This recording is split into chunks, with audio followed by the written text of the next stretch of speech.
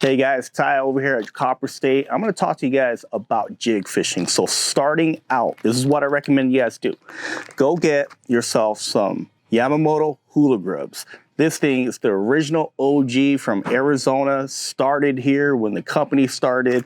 This bait has caught hundreds of thousands, if not millions of fish, okay?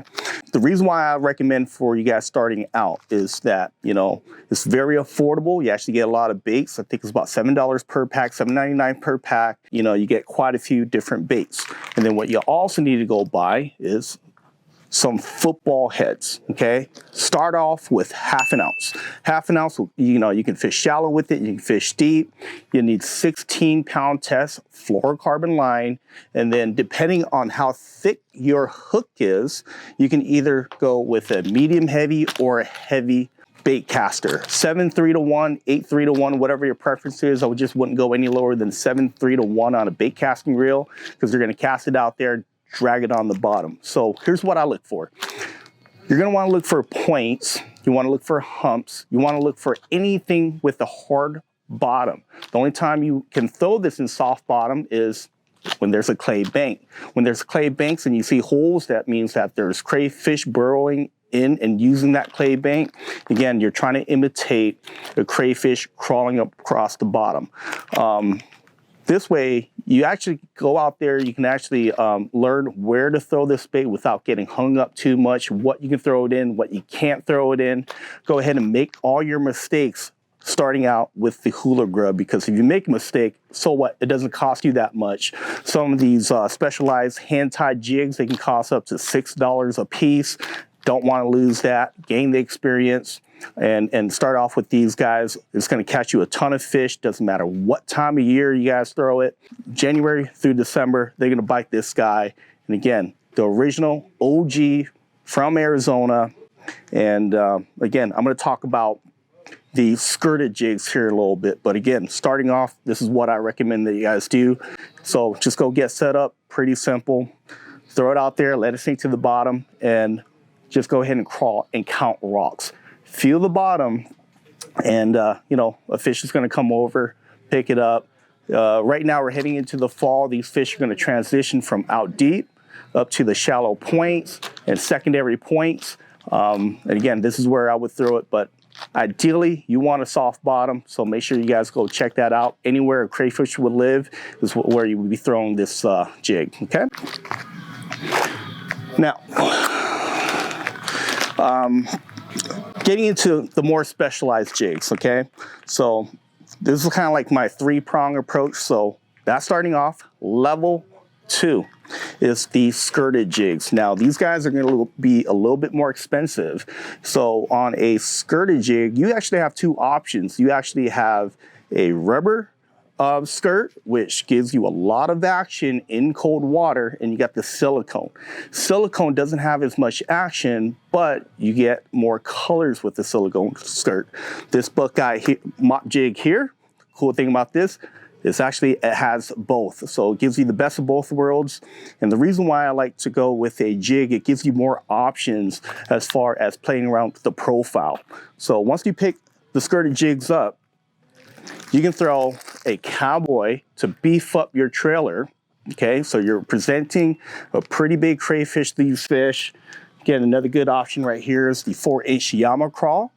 But if you wanna give it a little bit more of the finesse presentation, you can just cut off the skirt a little bit, make that profile a little smaller, put on a smaller bait like a 3-inch Yama crawl. And again, you can experiment with different colors. My absolute favorite trailer, though, is this guy, the Flappin hog. Again, if you don't know about this, make sure you try out that combo. Try the Flappin hog on your jig. For whatever reason, they just bite it. The only thing I do is I pinch off the front pinchers there, and sometimes the back, depending on what type of profile or how fast I want my sink rate. The more appendages you have is going to slow down your sink rate, so be aware of that. But again, try, experiment, find something that you have confidence in, and confidence is going to catch you more fish. Okay, another nice thing about the skirted jig is the mop jig. Okay, I learned about this technique probably about 13, 14 years ago.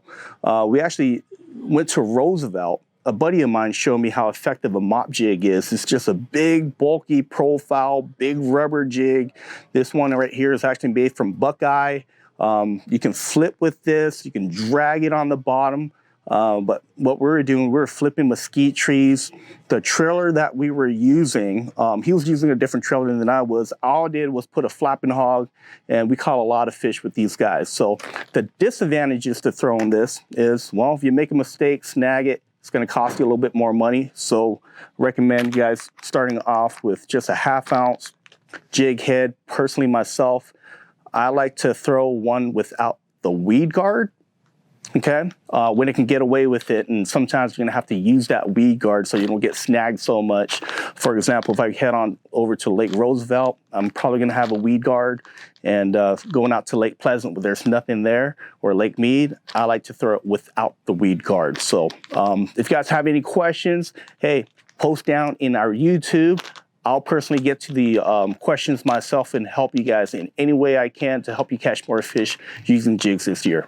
Finally, guys, the third step is I'm going to talk about the swim jig, okay? Swim jig, don't overcomplicate it, okay? There's a couple different things that you guys need to know. Most of the time when I'm throwing the swim jig, I personally like to up my line to 20-pound test fluorocarbon, or if I'm fishing shallow vegetation, need something to cut on through, I use anywhere from 30 to 50-pound braid, depending on how heavy the vegetation is. Now, as far as my trailer goes, Yamamoto is going to be a great deal. 5-inch grub, whatever you guys are trying to imitate. So if I'm trying to imitate a shad, I'm going to go with the grub, okay? And all I'm doing out there is casting out there. Either I'm reeling it in, cast it out there, give it a pop, cast it out there, yo-yo it back, pop it back. They call it the Alabama pop, where you cast it out there and you just kind of shake your rod tip back. So just experiment with it and see what works for you. Now, if you're fishing super shallow, what you can actually do is slow that swim jig down by using something like the Yamamoto and rig it flat. That way it stays up in the water column a little higher, so these fish will actually come up to it. This fall will be a great time of year to try it in the back of coves when they're pushing the bait back there, or certain times I'm trying to imitate bluegill, okay?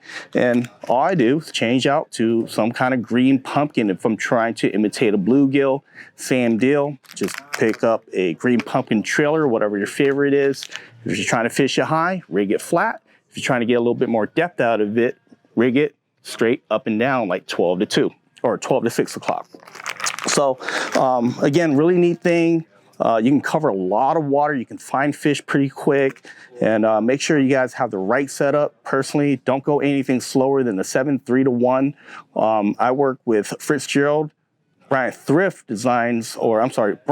Smith designed a rod specialized for swim jigs. We actually have it here at CopperStateTackle.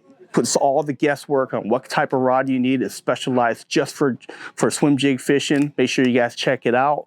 Pair that up with 20-pound test, whatever your brand is, and go have fun. Best lakes to throw here, Alamo. We've caught tons of fish at Roosevelt using this technique. I think it's an underutilized technique here in Arizona. And also, you can throw a Kitech, whatever your favorite swim bait is. A lot of options that you can do. But again, this is a really awesome way and a super fun way to catch them when they're on bait fish or bluegill.